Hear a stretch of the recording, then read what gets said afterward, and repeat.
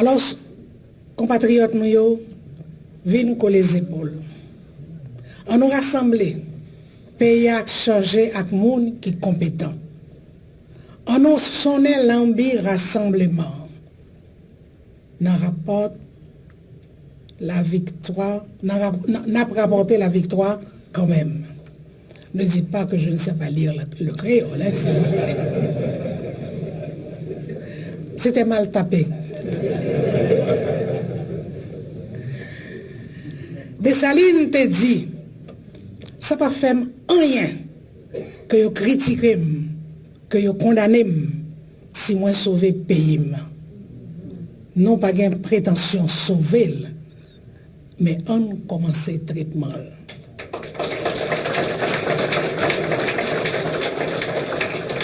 Policiers, nous-mêmes qui dans l'ARIA, qui fait face carré avec bandits, des chimères, zinglendo, gang, nous connaissons. Et, mon Dieu, oh là là, bon, nous, alors je vais identifier ce qu'ils ont dit. Nous connaissons qui ça n'a supporté. Et nous partager ça n'a supporté. Et nous décider pour nous aider nous résoudre tout problème que nous avons supporté. Population, c'est sous nous yo compter, nous pas plaguer. Oubliez ça diviser nous. Nous-mêmes, dans au conseil là, nous connaissons ça qui fait nous mal. Veillez mauvais, zangui, qui diviser nous. Pas jamais oublier que c'est colonne qui battent. Nous voulons que nous connaissions, que nous mettions compter sous nous. Conseil là a fait tout ça capable pour aider à croiser l'insécurité et pour permettre chaque Haïtien vivre libre et libère sans la paresse. Que bon Dieu bénisse Haïti. Merci beaucoup.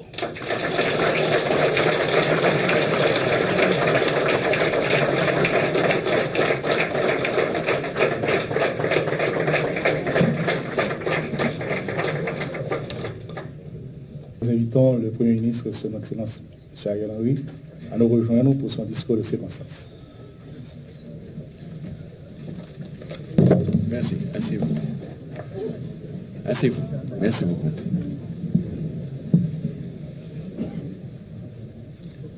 Madame, Messieurs les membres du Haut Conseil de la Transition, Monsieur le Président de la Cour de cassation et du pouvoir judiciaire, Mesdames, Messieurs les membres du gouvernement, Mesdames, Messieurs les membres du corps diplomatique et consulaire, Mesdames, Messieurs les représentants des organisations internationales, Monsieur le Président Privert, Mesdames, Messieurs les grands commis de l'État, Mesdames, Messieurs les représentants des partis politiques, Mesdames, Messieurs les représentants des organisations de la société civile, Mesdames et Messieurs les représentants du secteur privé des affaires, Mesdames, Messieurs les membres du comité de facilitation, Mesdames et Messieurs les signataires du consensus du 21 décembre, chers compatriotes, aujourd'hui, c'est un jour où une lueur d'espoir, où une espérance apparaît. Aujourd'hui, c'est un jour où la volonté de vivre ensemble, la ténacité et la persévérance prouvent qu'ils sont des vecteurs de changement. Aujourd'hui, Manuel, revenant de Cuba, avec les paysans de Font-Rouge, organise un grand combit pour nettoyer la source, construire les canaux, afin d'irriguer les terres cultivables. Aujourd'hui, Manuel, revenant de Cuba, avec les paysans de Font-Rouge, organise un grand combit pour nettoyer la source, construire les canaux, afin d'irriguer les terres cultivables. Aujourd'hui, c'est un jour de victoire. Avec l'installation officielle ce matin des membres du Haut Conseil de la Transition, nous pouvons dire que c'est le commencement de la fin des dysfonctionnements de nos institutions démocratiques. Une femme et 2 hommes se sont mis debout, répondant à l'appel d'une grande frange de la population. Ils ont vu la situation critique du pays. Ils se sont dit, rejoignons l'équipe gouvernementale, unissons nos efforts, changeons ensemble la donne. C'est un déclic, invitant toutes les Haïtiennes et tous les Haïtiens, qu'ils soient d'ici ou d'ailleurs, à unir leurs efforts pour le changement que nous appelons de nos vœux. Madame Mirlande Maniga, Monsieur Laurent Saint-Cyr, le révérend Calix Fleuridor, au nom du gouvernement de la République, au nom du peuple haïtien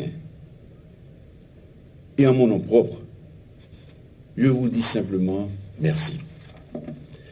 Merci d'avoir accepté de vous engager aux côtés de ce gouvernement dans la noble et ingrate tâche de servir notre pays en ces temps difficiles. Vous avez été choisis respectivement par les partis politiques, le secteur privé et la société civile, selon le prescrit du consensus national pour une transition inclusive et des élections transparentes.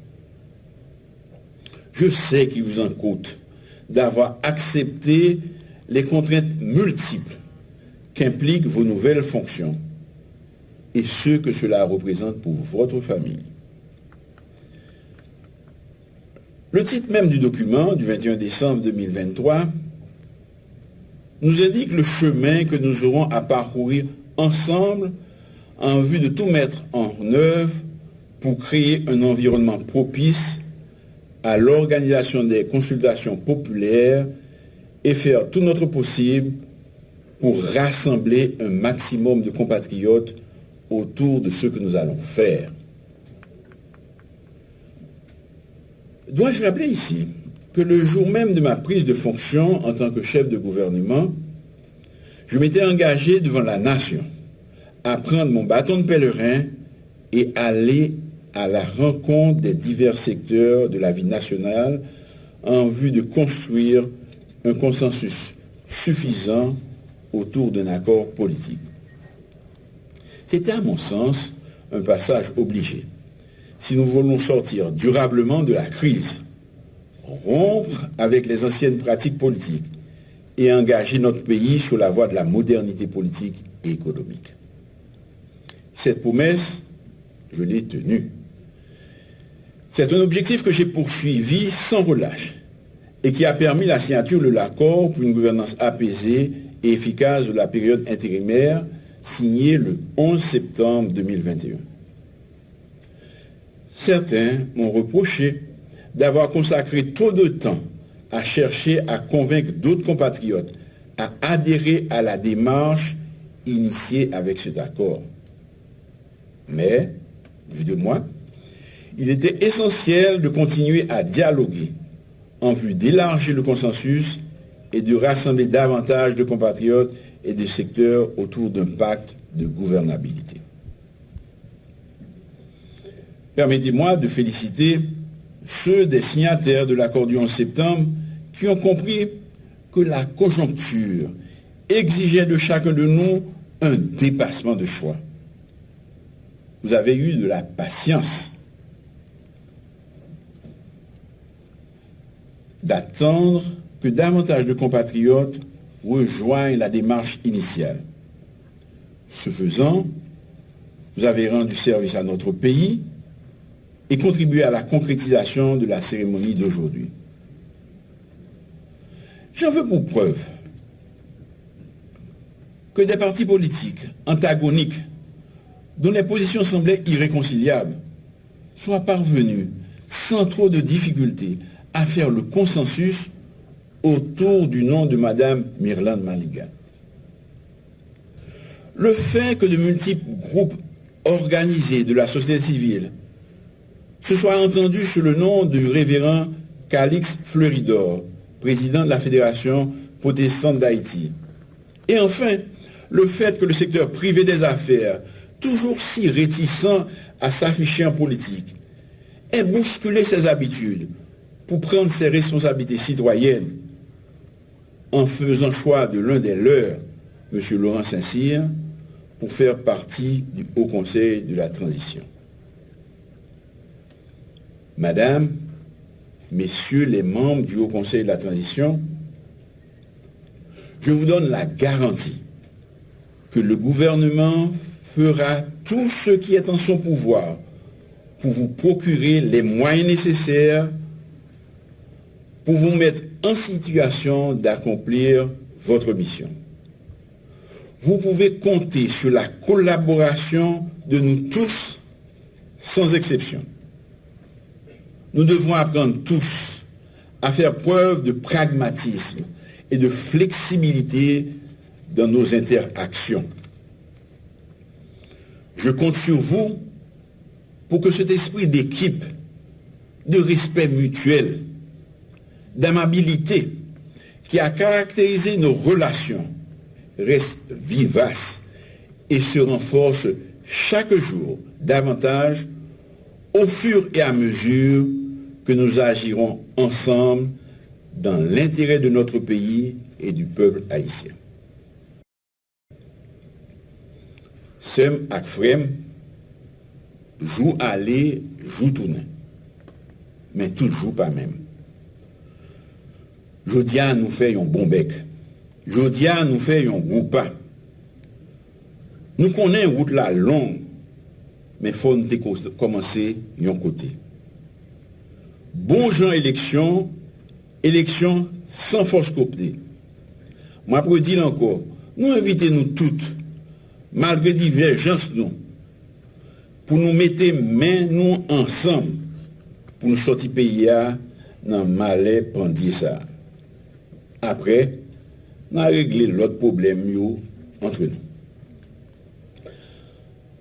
En pile monde, pas te croire, nous sommes capables de faire ça n'a fait aujourd'hui. Nous avons paré pour nous faire plus que ça. Moi, compter sur bon comprendre nous. Nous prenons gain pour nous travailler sur 5 gros chantiers. Établir sécurité et puis croiser bandit. Continuer réforme économique, marrer voler contre bandit à tout le monde qui est en corruption et bien gérer les ressources de l'État. Passer main dans la Constitution, faire bonne élection, sans monde pas, sans force côté. Et puis, remettre pouvoir par le monde qui est élu. Tout ceci ne pourra aboutir que si un environnement sécuritaire est rétabli pour permettre une reprise normale des activités sur toute l'étendue du territoire et la libre circulation des personnes et des biens.